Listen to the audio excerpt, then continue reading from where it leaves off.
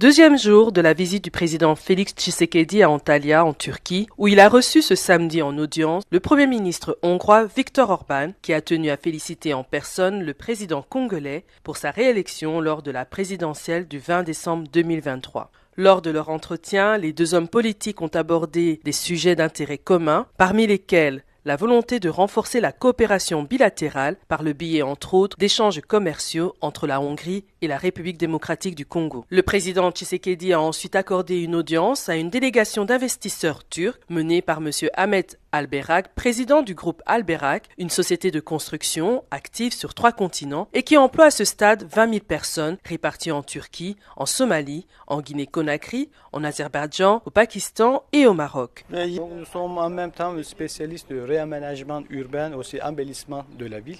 C'est pour cette raison que son Excellence nous a demandé de faire les mêmes choses en Guinée aussi, parce que nous avons une expérience, un savoir-faire pour les gestions de système municipal.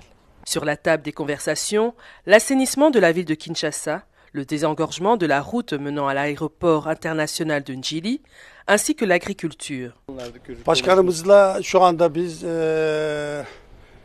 Donc nous avons déjà assumé la responsabilité de l'assainissement public d'une certaine partie de la ville de Kinshasa. Donc nous avons déjà commencé aux études. Les équipements pour l'assainissement public, surtout les véhicules, 70 véhicules, ils sont déjà à Kinshasa, ils sont déjà dans les douanes. Donc nous avons déjà envoyé 2000 conteneurs de ramassage de déchets en Congo. Dans 20 jours, on va commencer d'une manière structurelle l'assainissement public de la ville de Kinshasa. Nous avons aussi un système de bus rapide que nous gérons à Conakry en Pakistan.